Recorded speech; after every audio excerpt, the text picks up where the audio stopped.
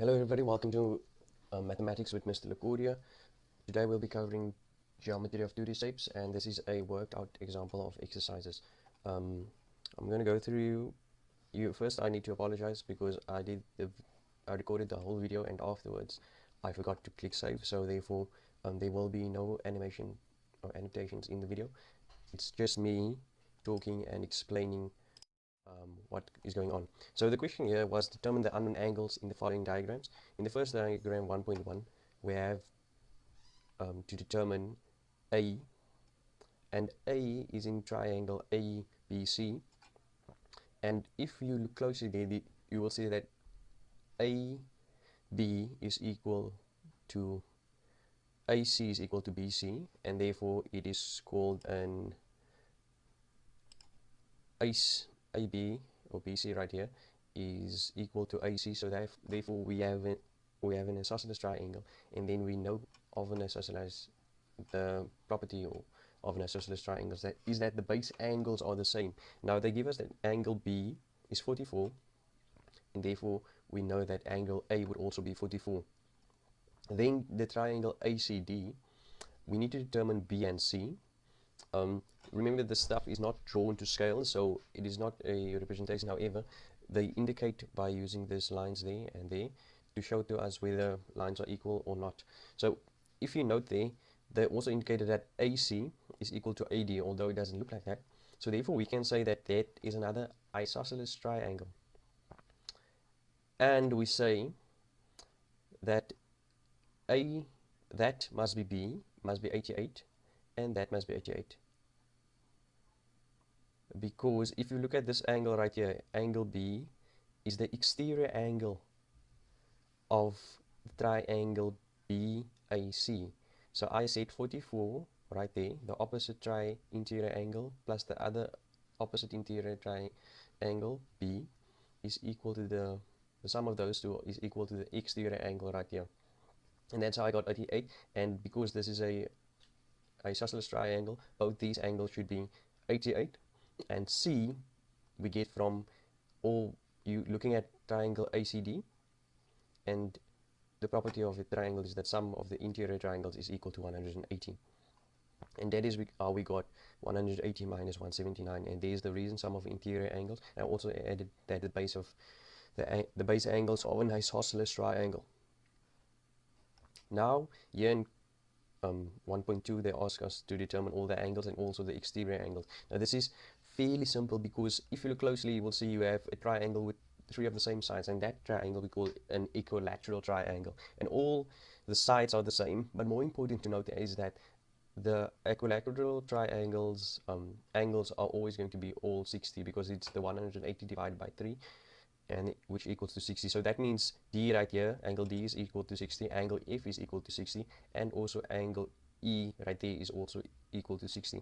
Now if we want to calculate angle G right here, we can either say 180 minus 60, which equals to 120, or we can say the exterior angle G, which is G, is equal to the sum of the opposite interior angles, which is D and F. So that is the one that I used. So I said angle G is actually angle F plus angle D, which is the exterior angles of a triangle is equal to the sum of the opposite interior angles, which equals to 120. Let's move on. At 1.3 they give us I, H, or H, I, and J that we need to determine. Once again we have an isosceles triangle, and when we have an isosceles triangle, we know that the base angles are the same, and they give us the third angle. So we basically just going to say 180 minus 66, and there's two angles left. And then my reason for that, saying that is base angle of triangle of an isosceles triangles.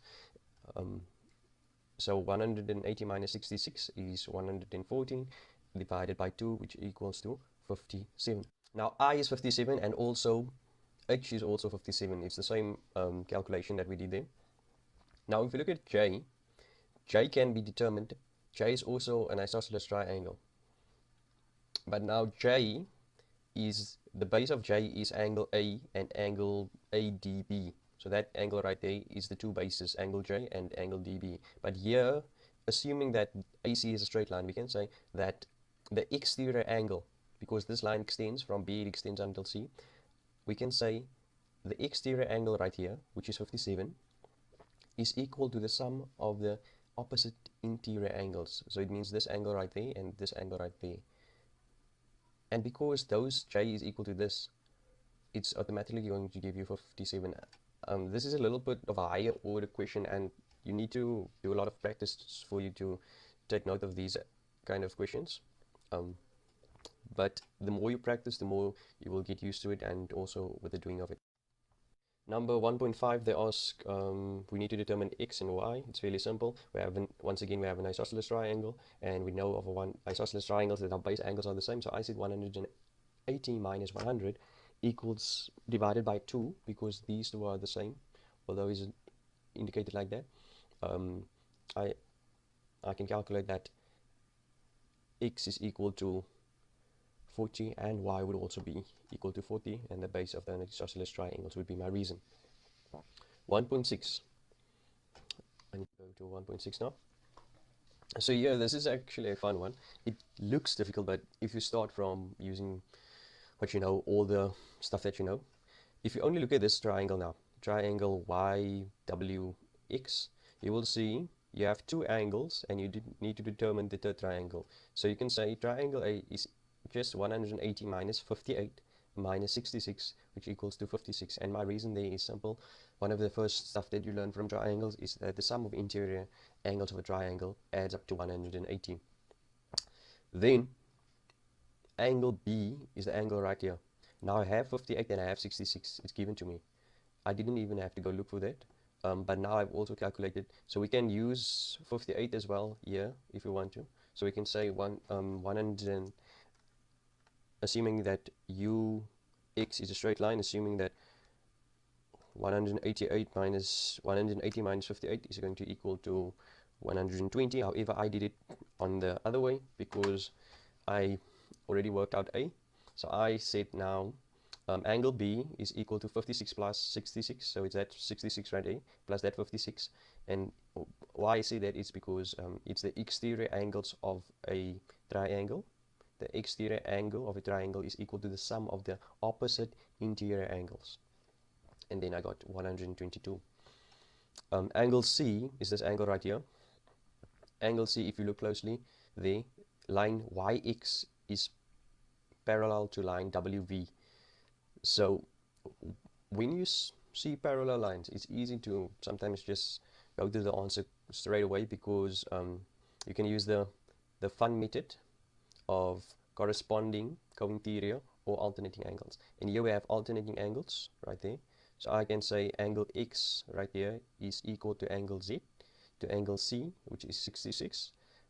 And my reason there would be alternating angles, and my lines that are parallel is YX is parallel to WV. So yeah, I did both. I also could have said that looking at X, Y, WV, we have a co-interior angles right there. So A plus 58 plus C is supposed to add up to 180. That is the first one that I did right here. So that is supposed to add up to 180. And if I have 180, I subtract what I have already, then I'm left with what I need, which is C. So C calculated to 166. I did it on both ways, and on both ways I got the same answer. The last one remaining is to determine the value of B. There is a simpler way to determine the value of B. You could have said 180, assuming that this is a straight line. You could have said 180 minus V. However, I did it on the revolution way. So I said 360 minus 122 minus 58 minus 66 is equal to 114, and my reason is this whole thing is a revolution, and a revolution equals to 360. So thank you guys for watching. I'm Mr. Lacordia, over and out. Stay tuned for more videos like this. See you. So if that video was a little too fast for you, go back and just pause wherever you like. Also, don't forget to like the video and don't hesitate to subscribe. See you later.